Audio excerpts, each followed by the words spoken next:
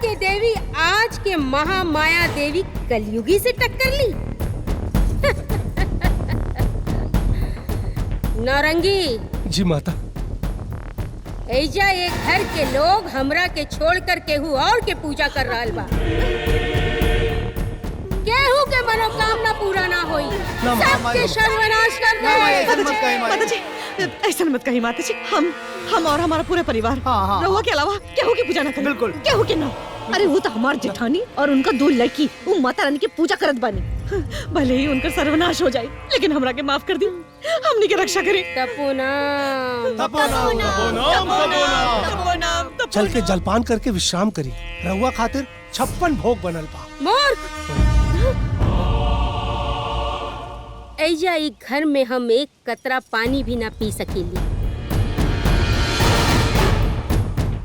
बाकी तू लोग के भक्ति भाव देख के हम ही विचार कैले बानी कि ऐजा ये गांव में डेरा जमा के तू लोगन के उद्धार करब। जय कलयुगी माता। सबके मनोकामना पूर्ण करब। तपोनाम। कहीं और जाए के का जरूरत बा? अरे हमरे पाहुन का एक और मकान यही गांव में बा। वहीं चल के अपन विश्राम करी। लेकिन कलयुगी पहले अपन तंत्र मंत्र से उस जगह के परखी। ठीक।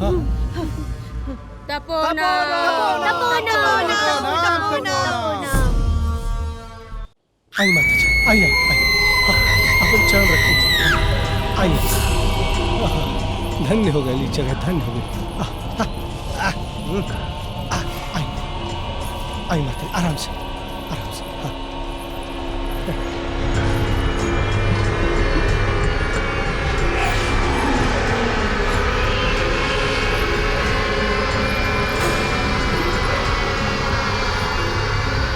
उत्तम, अति उत्तम।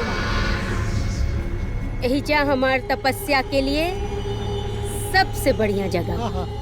शांत, एकांत, तपोनाम। माता जी बस ऐसा कोनो चमत्कार करी कि हमरे पाहुन का कुल कष्ट दूर हो जाए। रास्ता का सारा कांटा हट जाए। तपोनाम, तपोनाम। तपोनाम। शेरा जग्गी, हुकुम करी कलयुगी माता। गाड़ी से सगरो सामान और चढ़ावा लेके अंदर आवा और ऐजा आके चौकी लगा के हमार बैठे के इंतजाम करा। जी माता। कुबेर जी जी जी माता जी। हम सबसे पहले तोहर घर और तोहर समस्या के समाधान करब। जी माता जी। बोला का समस्या बा?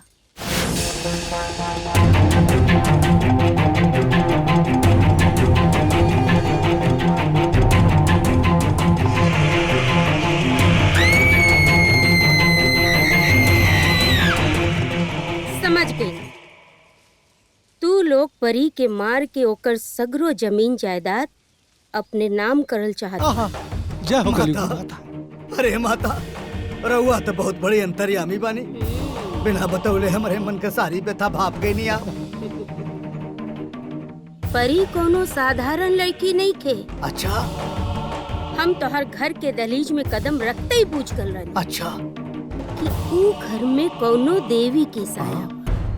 लेकिन अपन तंत्र विद्या से देख ना पानी। बाकी ऐजा से हमके आभास हो रहल बा कि ऊ परी में ही कोनो शक्ति बा।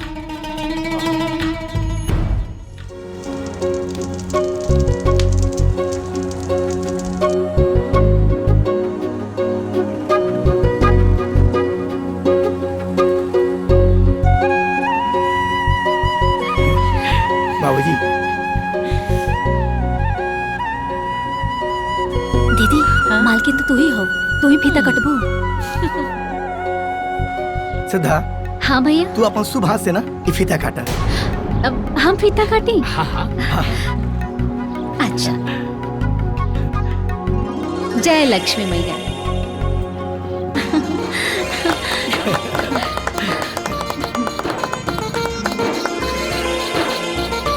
ए बेटा, हाँ अपन पहला कदम रखा।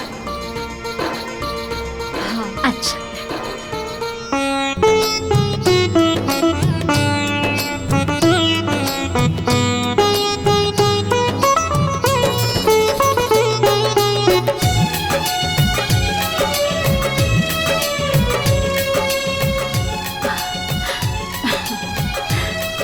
जय लक्ष्मी मैया।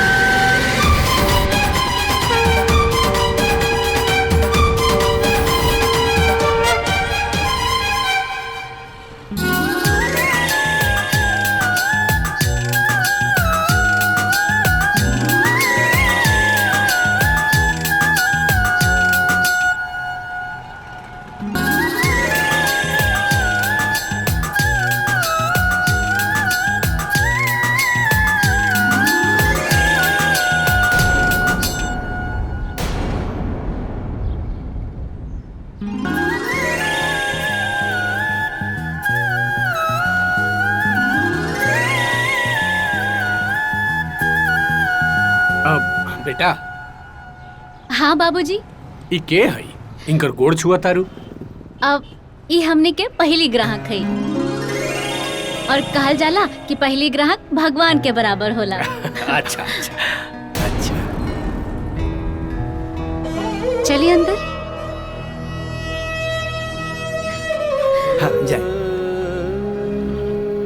आई। आओ लक्ष्मी। एक काउंटर है। चल छोड़, हमरा तो कुछ समझ चल। आखिर जीजा फीता काहे ना काट देना। हाँ तो सुन।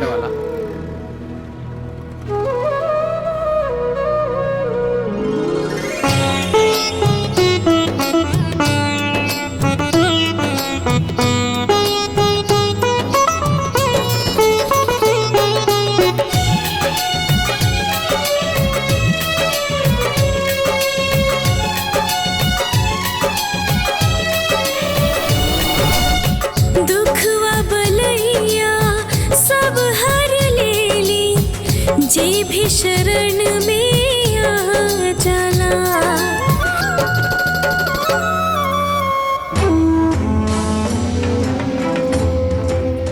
हमके लागत रहे ई घर के हम इकलौती बहू हैं और उद्घाटन हमसे करवाई।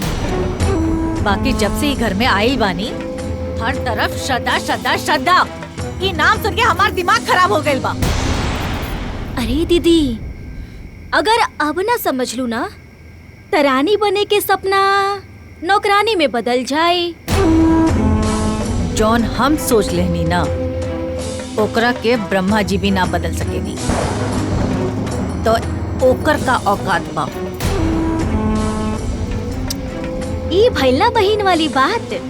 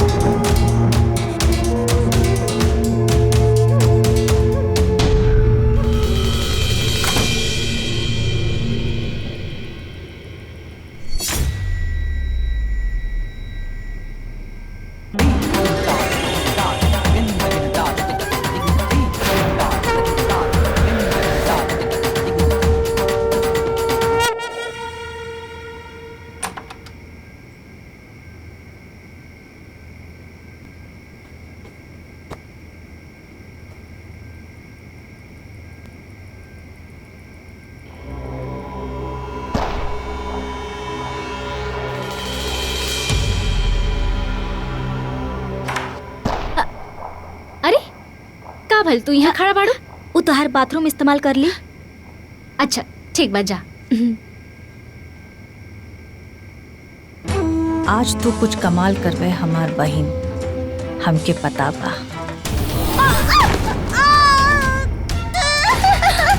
किरण, किरण, का भइल? कैसे गिर गेलू? उठा। किरण, अरे गिर गेली। हे भगवान, अब आराम से अब। किरण का भइल? इनकर बाथरूम इस्तेमाल कर लेनी तई हमके धक्का दे देनी। अरे हम कब धक्का देनी तो के का बहन तू लोग चिल्लात काहे बाड़ू? भाईल का अम्मा जी, जब बिटिया के इतना सर पे चढ़ावल जाई तो बदतमीज तो होइबे करी ना। बात का है दुल्हन? अरे अम्मा जी, दीदी नहात रहली बाथरूम में तो हम सोचनी कि इनकर बाथरूम इस्तेमाल कर ली और ये हमके बाथरूम में धक्का दे देली। अरे झूठ काहे बोलो तारू? हम धक्का दनिए तो के? झूठी तू आओ और झूठ हम बोला तानी। श्रद्धा काहे धक्का दे दिलू हा? चला माफी मांगा। अब माई हम धक्का ना देनी है।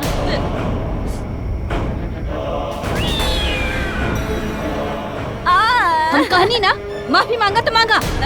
ठीक बा, तू कहता तब माफी मांग लेता। अरे माई हमके माफ कर दो, हमसे गलती हो गई। अच्छा किरण चला। हाँ दीदी। अरे दीदी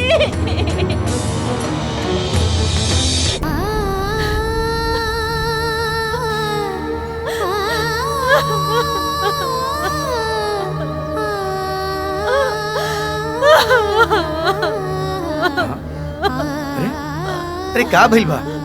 रोत काहे बाड़ू?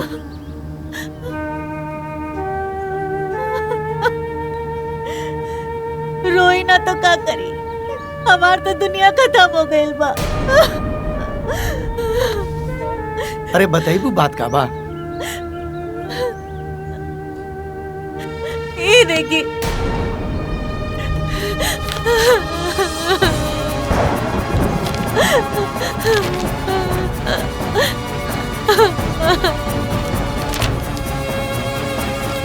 डॉक्टर कहत रहले कि अब हम कबो माई ना बन पाई और ई सब आपके बहन के कारण हो रहल बा। ओकर काला जादू हमके लाग गई, यही सब हम कबो माई ना बन पाए। अरे तू काहे झूठ बोल रहल बाड़ू? अरे हमार बहन ऐसन काम काहे करी? ई घर के लोग काहे सजना मानेला, लेकिन अब हम चुप न रहब। नीलम, अरे नीलम बात तो सुना। अरे नीलम बात तो सुना नीलम।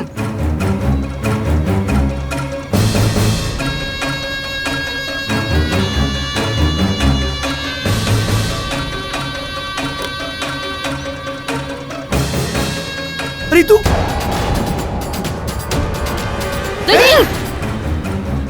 ये का करे जाता रू? अम्मा ये मूर्ति श्रापित बा, जौन हमार कोख उजाड़ देलस और आपकी बेटी यही में जादू टोना करके गई है। ई का कहता रू? हमार बिटिया लक्ष्मी जी के भक्त बिया और तू ओकरा के टोनीन बनावता रू। ई घर में ई मूर्ति ना रही। ठीक है, जब वो आई है तब उनकरा के देते, तब तक एकरा के हम रखब। नीलम, मेरा निरादर किया है, परिणाम भुगतना होगा।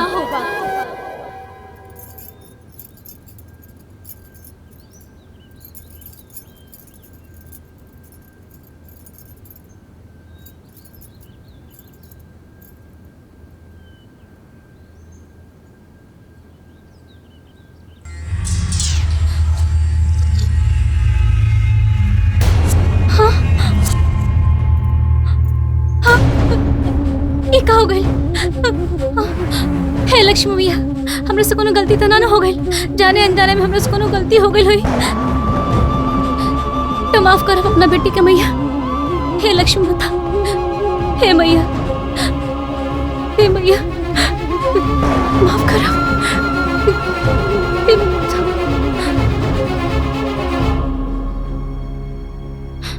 हाँ हाँ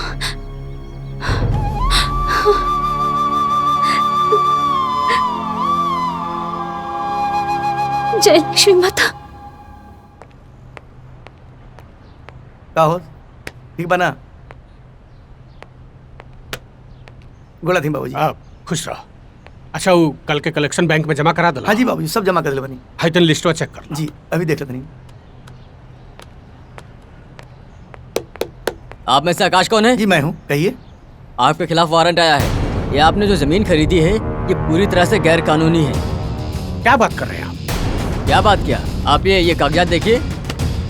अरे लेकिन ये जमीन और ये दुकान के पेपर पूरी तरह से लीगल है। अब सही हो या गलत हो, इसका फैसला कोर्ट करेगी। तब तक आप सभी लोग बाहर आइए। आइए सभी लोग बाहर। हाँ चलिए, निकलिए सब लोग बाहर। अरे लेकिन हाँ, हमारी बात तो सुनिए। हमारी बात तो दुकान सुनिए। सील होने जा रही है। आइए आइए, चलिए बाहर। चलिए निकलिए यहाँ से, चलिए बाहर।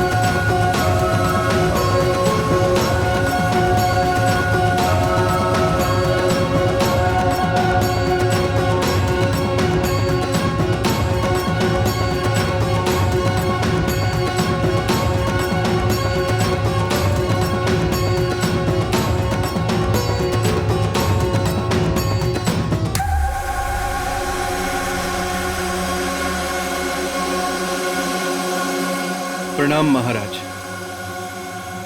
का बात है धनराज, इतना परेशान काहे पड़ा तू लोग? रउआ तो अंतर्यामी बानी, रउआ तो सब जाने नी। अब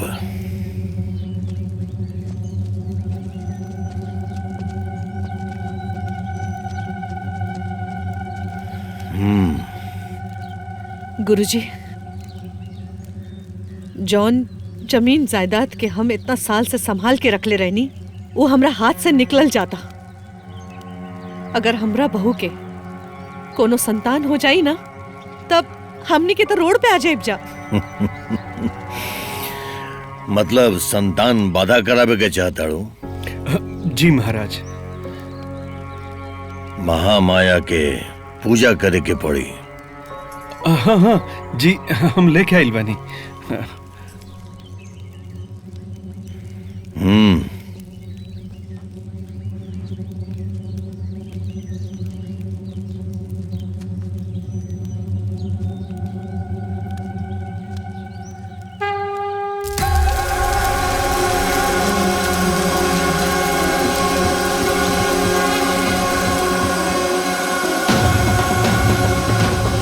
महामाया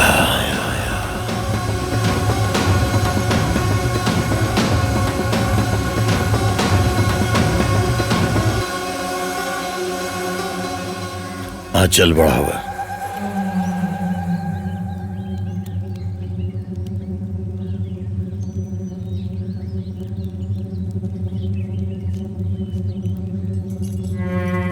ही महामाया के बभूत है। एकरा ले जाके ओकरा पलंग के चारों तरफ डाल द। अगर तहार भतीजा और बहू वो घेरा के अंदर एक बार भी मिलन कर ली है, तो फिर तहार बहू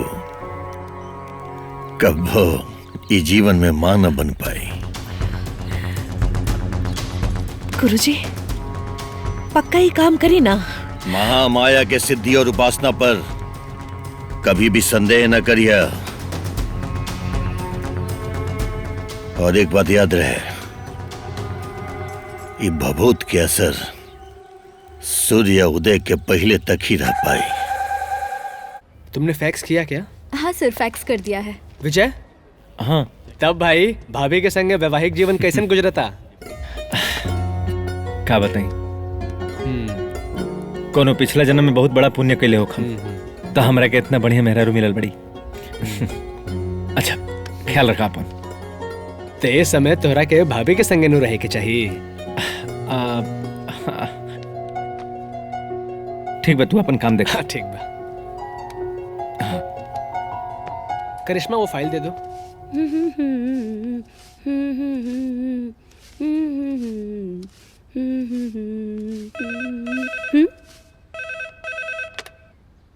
हेलो, कौन? हेलो जी भैया जी। श्यामा, अपने भाभी के फोन दो। जी भौजी, भौजी। हाँ भौजी, भैया जी के फोन ली। हेलो। हाँ भवानी, हम का कहते नहीं कि हम आज बहुत जल्दी फ्री हो गए बनी। हम ऑफिस से घर आवत नहीं। अच्छा, तब कितना टाइम में पहुंचब? पहुंच जाइम 2-3 घंटा लगी। ठीक बा, आई। चलो बाय। बाय।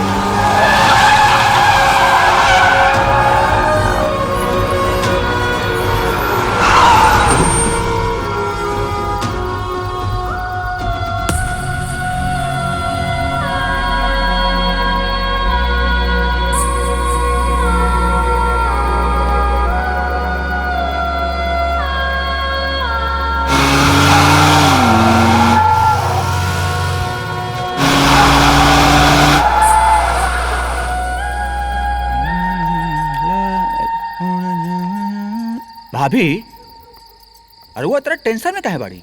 अरे विजय चाहे जल्दी आए चाहे लेट आए, आपके का परेशानी बा? चुप कर तू। जब मुंह खोलेला तब गोबर ही करेला। जा अंदर अपन बाल बनावा। हमारे चक्कर में एक दिन तुम मुआ बू।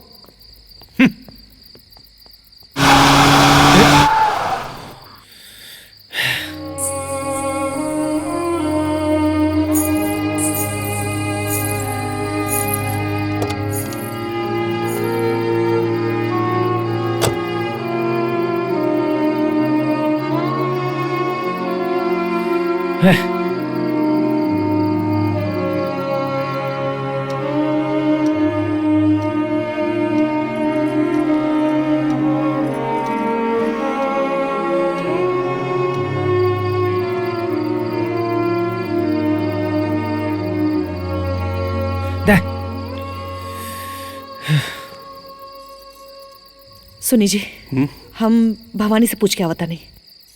ठीक बा।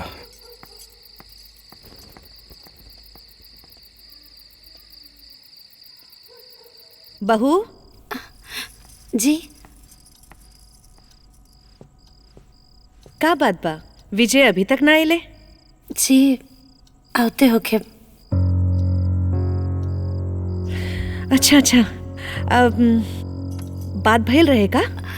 जी वहाँ के फोन आयल रहे हमके। ठीक बा।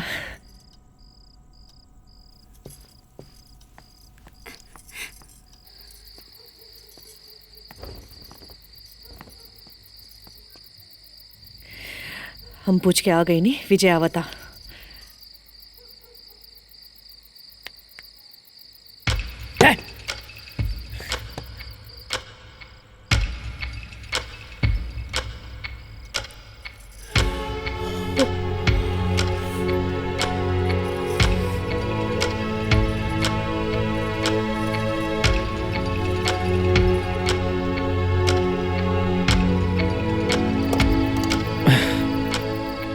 अब रात यहाँ बितावे के पड़ी। टायर फंस गई बा।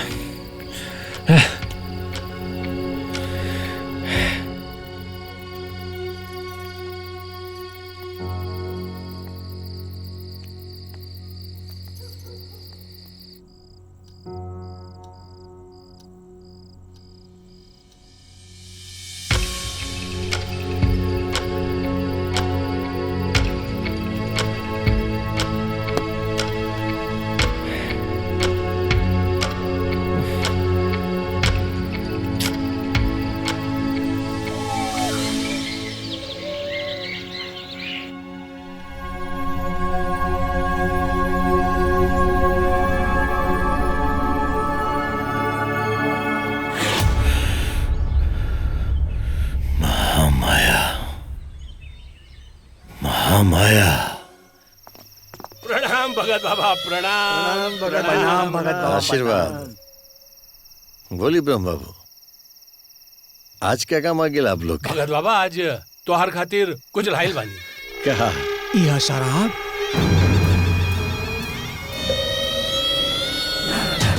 और यह कबाब।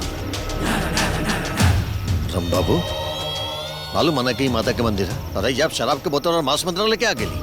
गुस्सा काहे होता नहीं भगत बाबा, मंदिर के भीतरे न सही मंदिर के बाहर पी खा लियल जाई। ब्रह्म बाबू, हम मांस मदिरा का सेवन न करी ले, और आप लोग भी याद रखिए, ये मंदिर परिसर में आप लोग के भी हम ये मांस मदिरा का सेवन न कर रहे थे बस।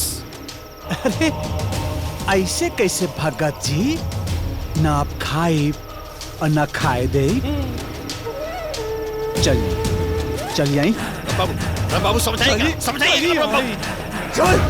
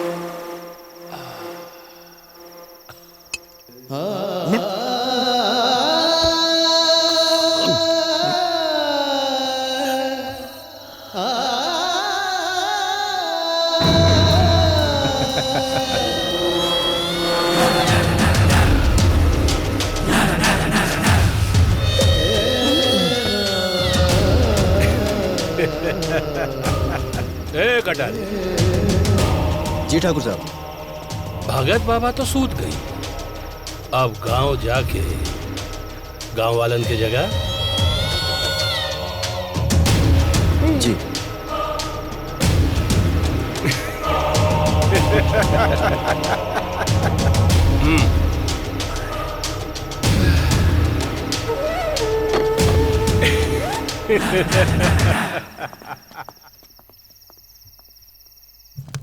अरे ए भैया, ए मगरू, अरे जल्दी देखी बाबा कैसे सुतल पड़े हो। आप भी होश भइल बाड़े। हवा हवा चलो चलो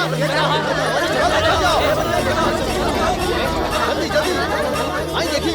हवा हवा हवा देखा।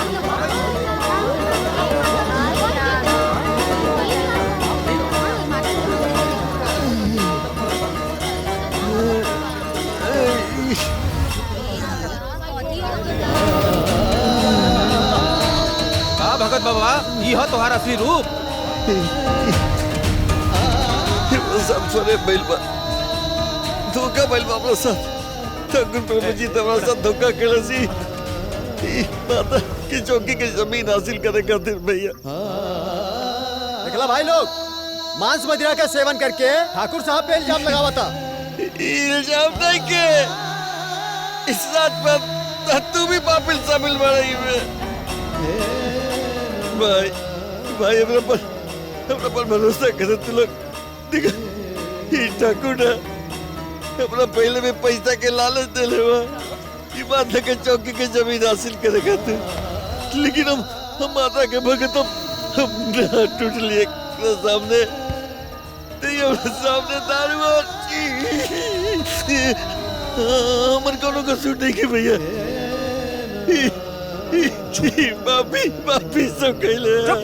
ठाकुर साहब तो हमनी के सामने आइलन हाँ। ते भगत के रूप में ढोंगी हवे ढोंगी। बताई ठाकुर साहब, का सजा दिहल जाई ढोंगी के? छी छी छी छी छी छी छी छी। अब माता के चौकी के आस्थान अशुद्ध हो गई, अपवित्र हो गई। अगर ये पापी जिंदा बची तो गांव के एक भी मंदिर न बची। मारी एकरा के।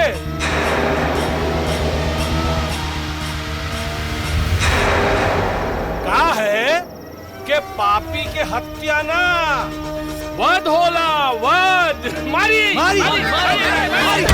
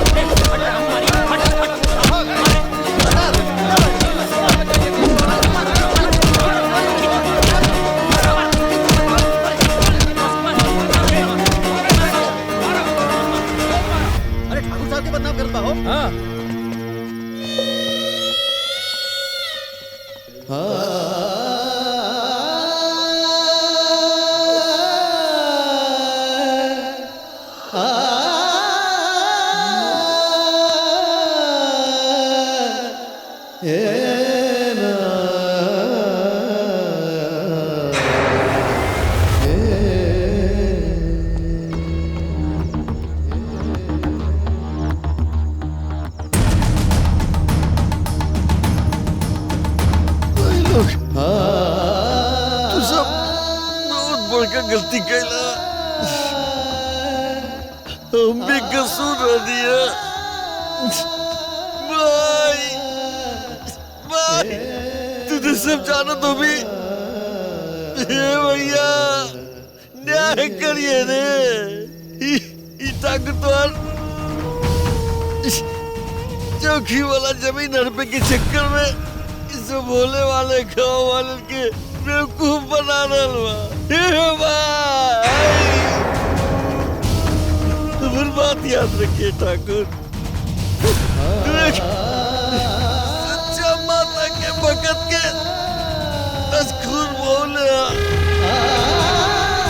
ये खून से प्राण विनाश के बीज उत्पन्न हो। ठाकुर याद रखिए।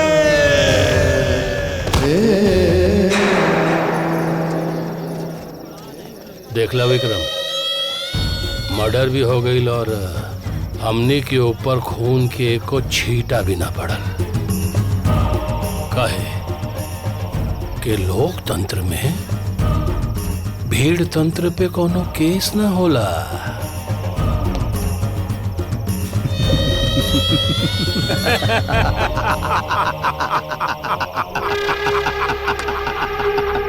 प्रणाम भगत बाबा।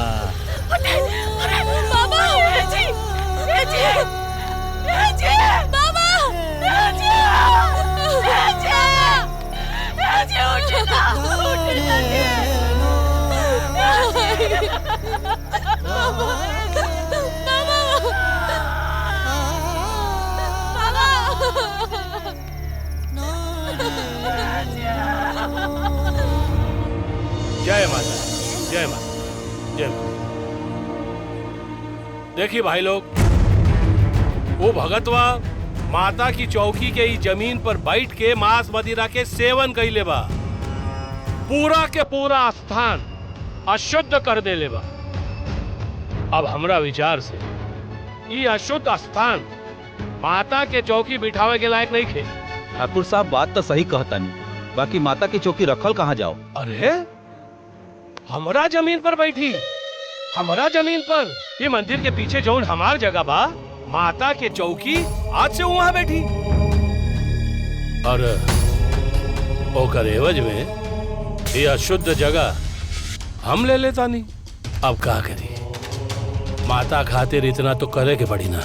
वाह ठाकुर साहब वाह, मान गई नी। माई के सच्चा भक्त भगतवा ना, रउआ बानी रउआ। बोला जय माता दी। देखिए भाई लोग, एक बार फिर सोच ली, माता की चौकी ले जावे में कौनो एतराज तो नहीं थे? बिल्कुल।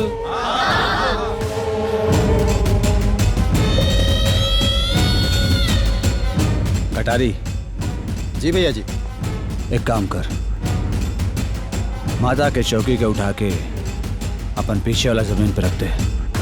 जो जी।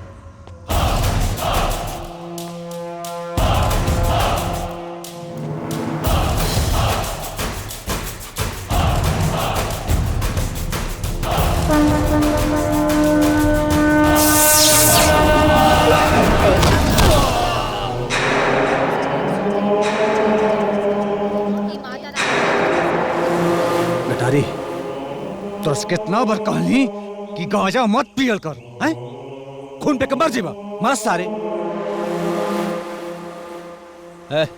जी भैया जाओ।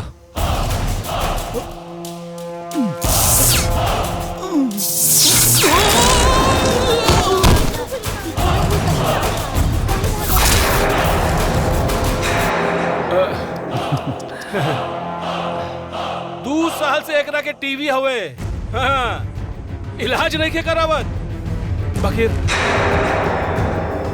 भांग पी के सूतल रहेला। हाँ, अब विक्रम जी भैया तो लोग ससुर कोनो काम का नहीं खजा।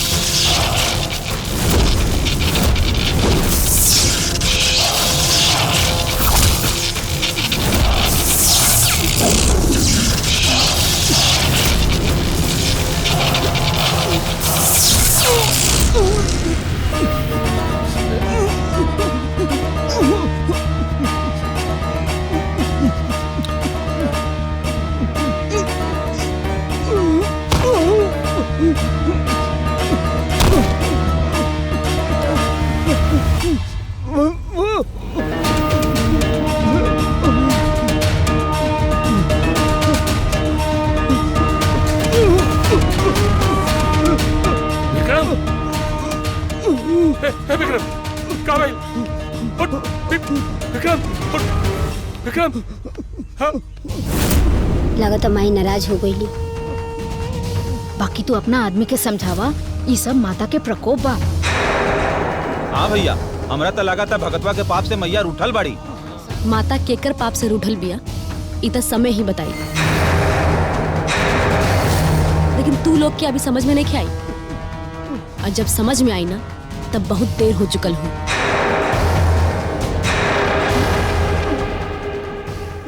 माता की चौकी शक्ति से ना भक्ति से उठी।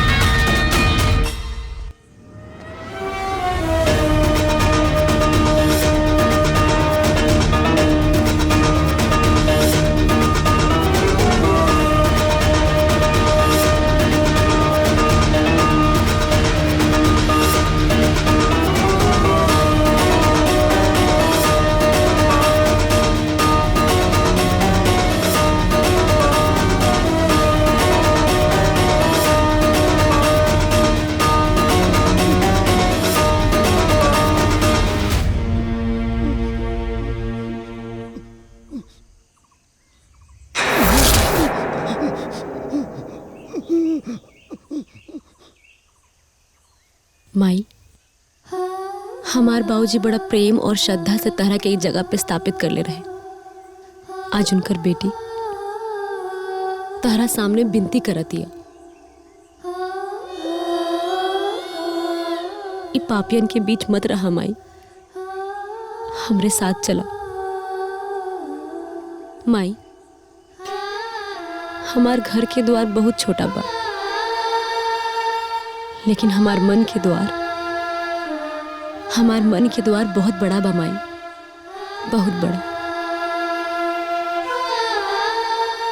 हम तहरा से वचन देता नहीं कि तहार पूजा पाठ मान सम्मान में कबो कोनो कमी ना आवे देम। चला माई, चला है जैसे।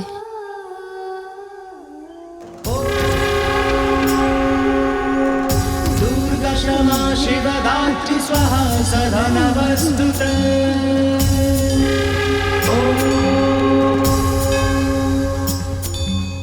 या देवी सर्वभूतेषु शक्तिरूपेण संस्थिता। या देवी सर्वभूतेषु शक्तिरूपेण संस्थिता। नमस्तस्मै नमस्तस्मै नमस्तस्मै नमस्तस्मै नमो नमः नमस्तस्मै नमस्तस्मै नमस्तस्मै नमो नमः या देवी सर्वभूतेषु शक्तिरूपेण संस्थिता या देवी सर्वभूतेषु शक्तिरूपेण संस्थिता नमस्तस्मै नमस्तस्मै नमस्तस्मै नमो नमः आपन पसंदीदा फिल्म देखे खातिर डाउनलोड करी दंगल प्ले ऐप।